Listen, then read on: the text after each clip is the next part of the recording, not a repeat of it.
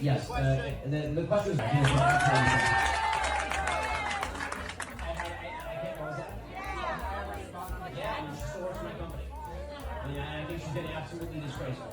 I think that her faux sophistication on these particular issues has been ridiculous. It's not faux sophistication, it's ridiculous.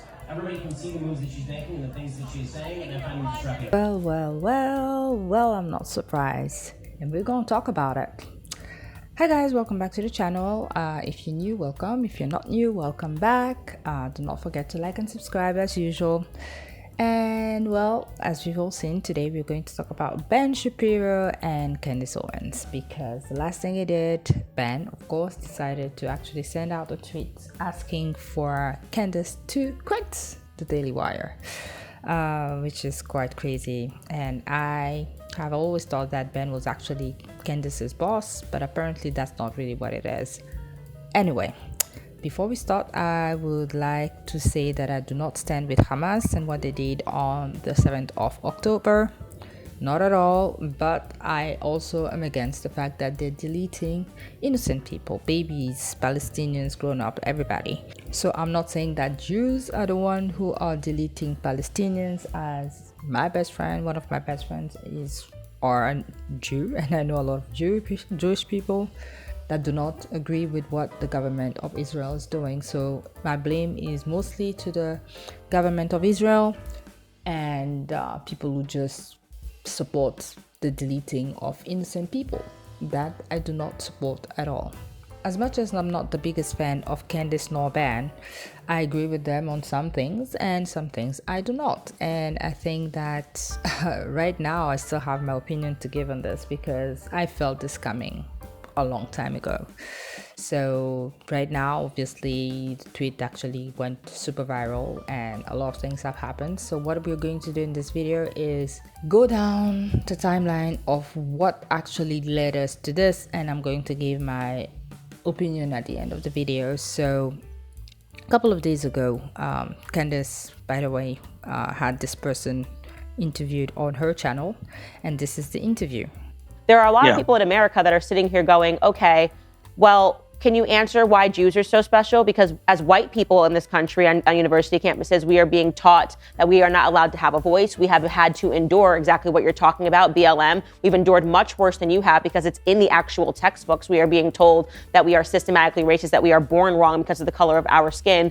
And if we say anything, we'll lose everything. This is the typical experience on white campuses. So people, this is not whataboutism. This is like actually what we have been fighting for years. So it sort of arrived as, I think, for a lot of Americans, a surprise when they're saying, well, now that it's about Israel, which is something that's overseas, we need to, hand these university professors, we need to do something about this issue. Why weren't we trying to correct course on this issue? Why weren't donors pulling their funding out of these universities? Why weren't these same things being said for these last, I would say, 8 years of rampant BLM, white man can't do anything right, actively being taught in the classrooms? So there are people that are asking that question now. What I have said is that explicit calls for genocide, which was stunning to me to see that in Congress, are completely wrong. It is frankly crazy. I have not weighed in on the IDF's response in the same way that I have consistently said through every war, Ukraine and Russia, I don't want to be involved. I have said I don't want to be involved in Israel and Palestine, all these conflicts.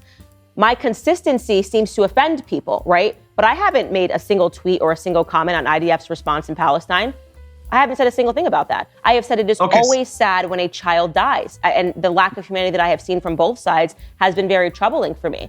But to say that I have to weigh in and suddenly wave an Israeli flag and say things that, because you decide that you get to use my platform because it's personal to you, how is that fair to people? How is that fair? And then to go a step further and to suggest that it might be anti-Semitic, which is basically silence is violence, as a leftist tactic, to me feels very extreme. This is not about a geopolitical dispute between Israel and Palestine. This is about an ideological mission to rid the world of Israel and the Jews. That's what I think people misunderstand. Yeah, well, Jews live very comfortably in the United States of America, so they're not going to be, obviously Jews They lived comfortably in Germany before Germany come on. too.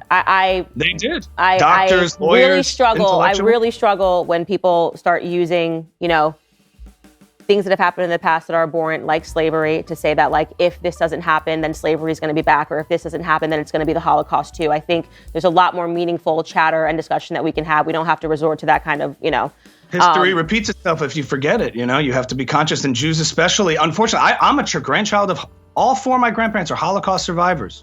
So what do you make of the Holocaust survivors and the Jewish people in New York City that are protesting on behalf of Palestine? That's a great question. I think that there's a very strange, bizarre, it's the same people that you would condemn as the people, the white people who bowed down to BLM protesters, who hate themselves and feel a certain sense of guilt. They feel a certain sense of, I think a lot of the ideologies on the woke left, to the extent that things are good and prosperous and virtuous, they condemn as bad. And the things that are broken, morally and depraved, they see as good. This is the lens by which the far left views things.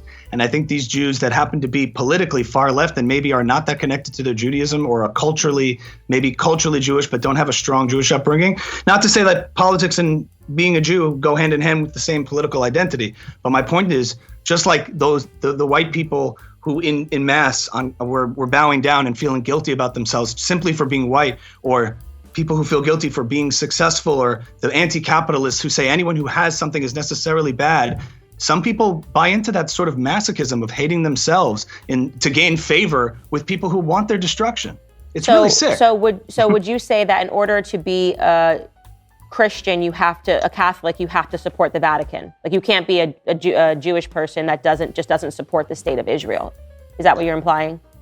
Yeah, well, because I have Jewish friends that are pro-Israel, and I have Jewish friends that say that they just do not support Zionism at all, and that they think that the creation of the Israel state is something that is political and has nothing to do with actually the Jewish faith at all.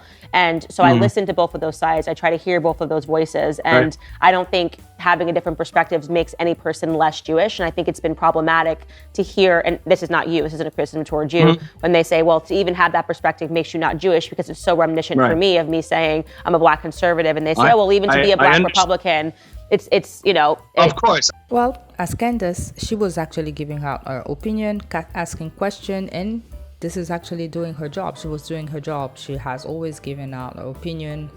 Be curious enough, she invites some people who are like trends to ask some question on her channel. It's not new. That is actually how it. She also used the interview to talk about the fact that white people are losing their rights, unlike the BLM people, and Ben obviously was not very pleased about this. Again, I am not supporting the Hamas. But as human beings, should we really actually just stand there and look at kids and babies be deleted and not actually say anything? I don't think so. Anyway, a couple of days later, there was the Republican potential president debate on TV, and the next day, Candace had that to say. Well, I am here today to endorse Nikki Haley for president of Israel. I think she's earned that. I think Bibi Netanyahu is going through a very bad time right now.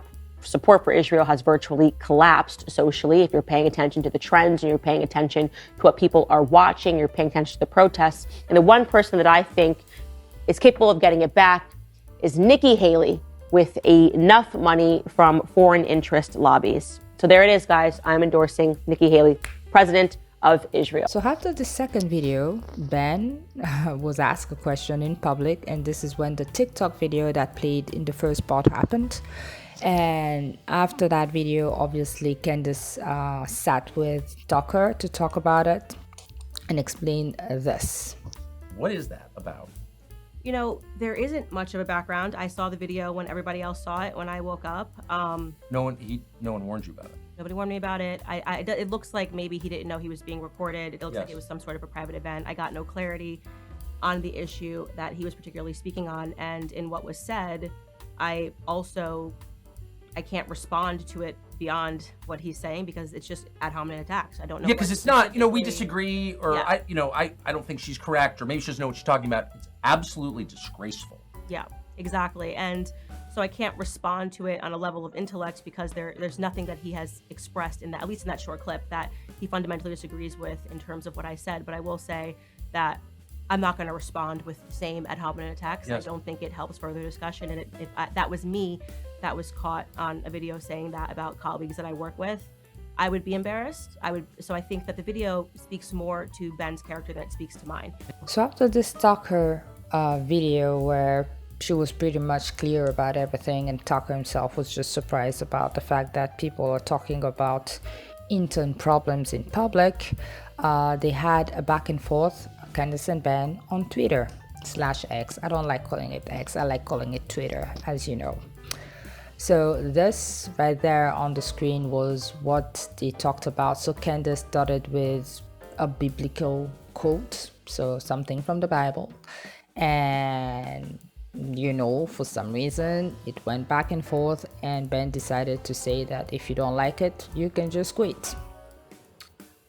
So obviously a lot of us are confused about the fact that, is Ben Shapiro the boss of Candace? Apparently she said it on Tucker, she is not her boss.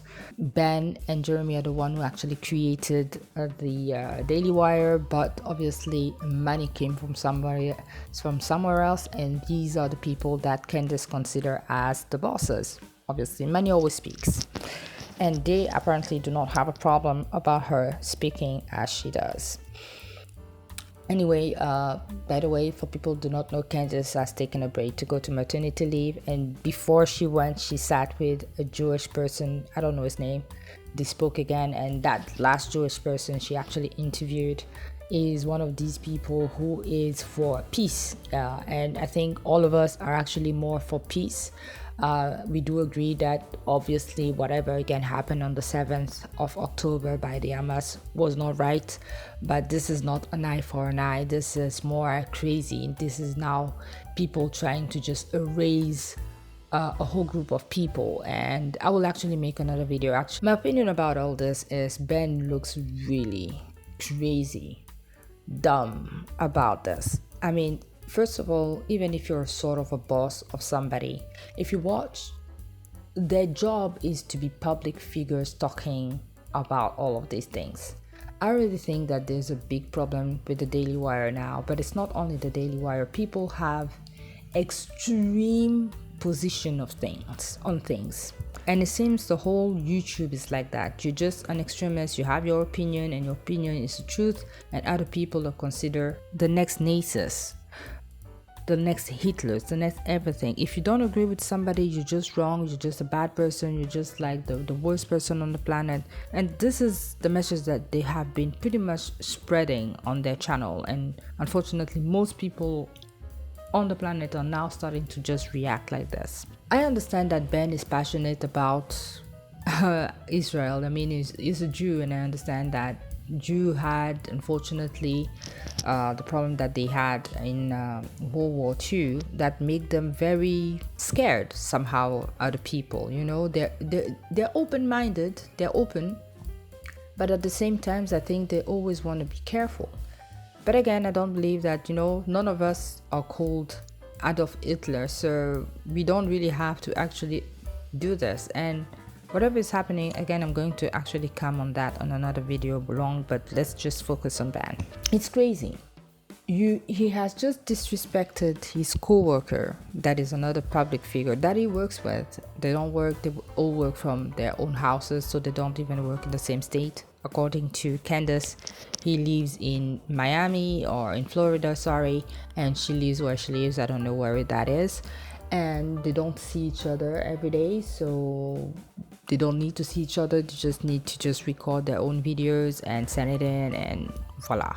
And if they were talking about different things, and if it was a channel, if the Daily Wire was a channel where you had a Republican speaking about Republican things and a Democrat speaking about Democrat things, I could understand that this is how it works. But they have their positions, and the position is the same. It's like somebody from CNN starting to attack somebody else who's working in CNN and supporting somebody from... It's normal, by the way, because I actually like it when people are trying to be just, but I don't think putting your co-worker on blast like that on social network is actually correct, especially if you're like sort of a boss, because you're still the creator of the Daily Wire. And she was only asking questions. And the end of it is just crazy. I mean, this woman just posted a quote from the Bible and got an answer: if you don't like it, quit. Because it's just crazy. She didn't do anything wrong. And you look stupid, by the way, Ben Shapiro, if you ever listened to my video. You look stupid. Somebody should have told, well, I know this was live, so you didn't have time, you just answered. But again, this is how sometimes people should actually think about actually answering.